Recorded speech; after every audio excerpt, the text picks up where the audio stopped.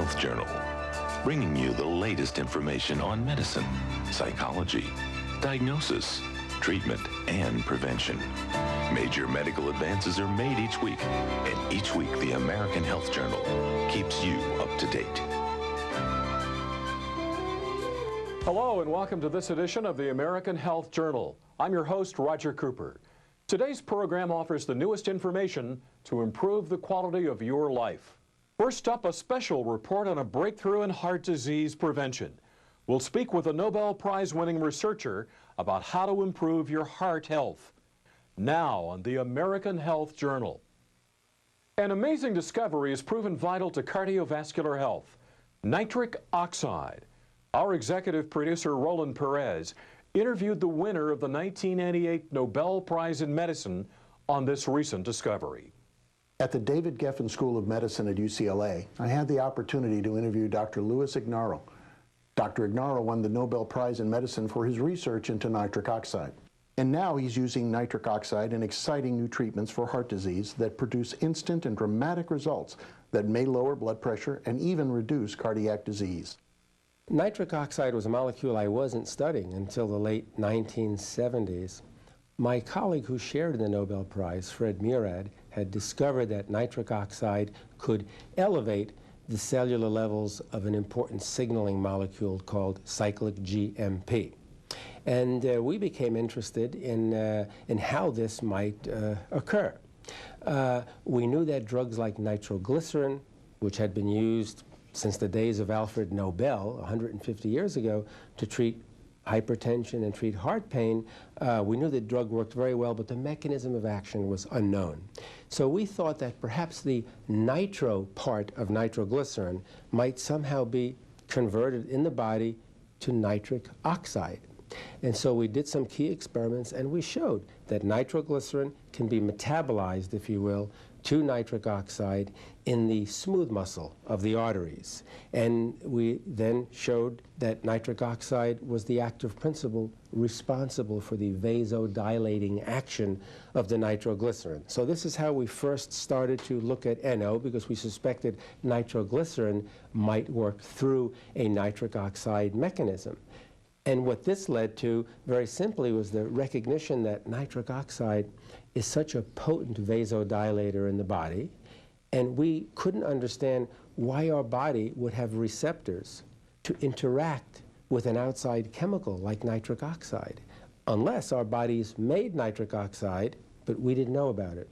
So we set out on a 5-year project. It turned out to be 5 years to try to find and isolate a nitric oxide-like substance in the body, and that's when we discovered that the arteries, the endothelial cells of the arteries, actually make nitric oxide, the same nitric oxide that's generated from nitroglycerin. Once we meaning the scientific community, appreciated the protective effects of nitric oxide in the cardiovascular system, the question asked was, well, how can we stimulate our own nitric oxide production? So many drug companies set off, and they're still working on this, trying to develop prescription drugs for stimulating nitric oxide production. But after understanding the way nitric oxide is produced in the body, we had the idea that we could get by with non-prescription drugs, amino acids, antioxidants, and so on, to stimulate the production of nitric oxide. And what we found was that simple amino acids like arginine and like citrulline, when combined with certain antioxidants like vitamin C and vitamin E, when all of these are taken together, they can markedly boost the production of nitric oxide and also stabilize the nitric oxide, preventing it from being inactivated by those oxygen radicals that I was telling you about. So this is one very simple way to stimulate one's own nitric oxide production. But there are other things one can do as well. For example, it's well appreciated in the past few years now that exercise is the body's principal way to increase nitric oxide production. When you're exercising, you have increased blood flow. Your heart is pumping the blood faster through the arteries. This increase in blood flow through the arteries stimulates nitric oxide production by the arteries, and there's a marked stimulation. So the more exercise you do, for for the longer period of time, the more of this protective nitric oxide you're generating.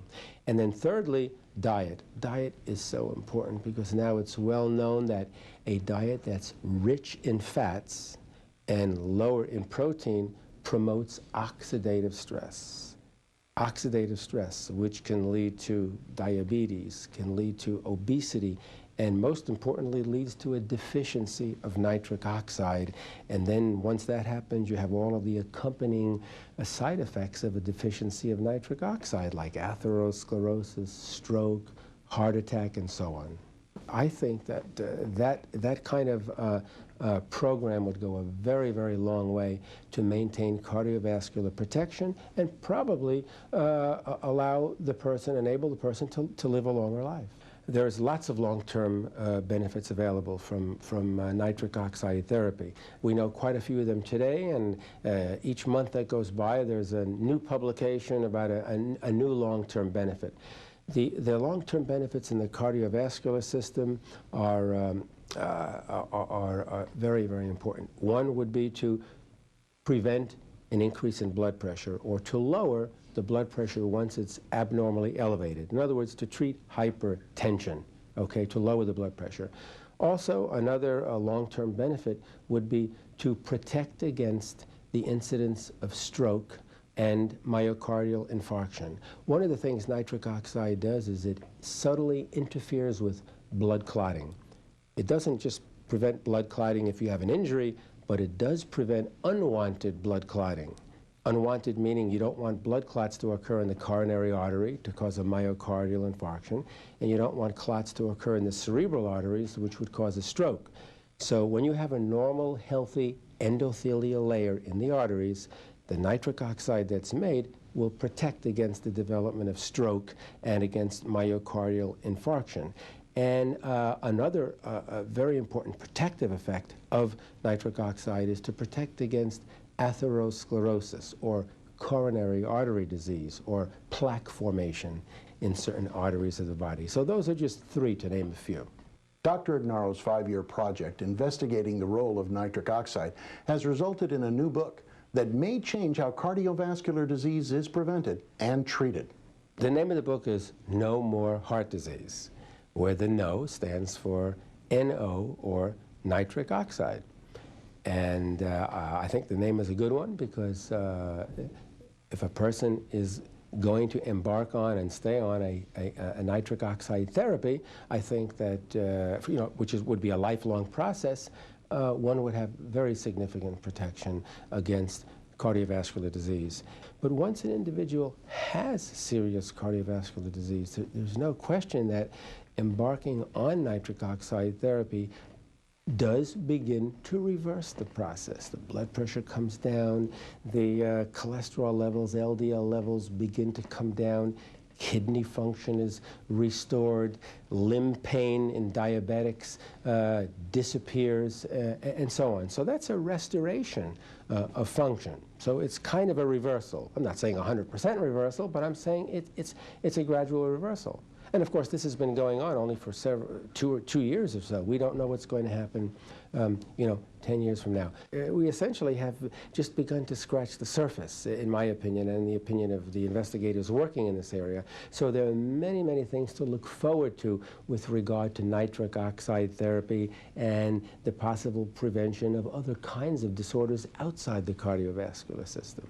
The main reason I wanted to write this book, it's very simple. I spent 30 years of my life doing research, making contributions to the discovery of a very important molecule, nitric oxide, that serves to protect the cardiovascular system against disease.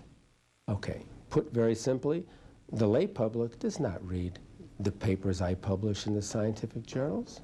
How do I tell 2 billion people out there that this is what they should be doing to protect themselves against cardiovascular disease? And so one of the ideas was to try to write a book, a good book, perhaps a bestseller if I'm lucky. And perhaps with that as a start, I can begin to communicate with the people out there in the rest of the world to try to follow my plan for the development of cardiovascular protection and a longer life. Dr. Ignarro's exciting discovery will open doors to new kinds of exploration into the cardiovascular system that will definitely benefit mankind. If you have any questions regarding this interview, please call us at 800-303-3200. I'm Roland Perez for the American Health Journal.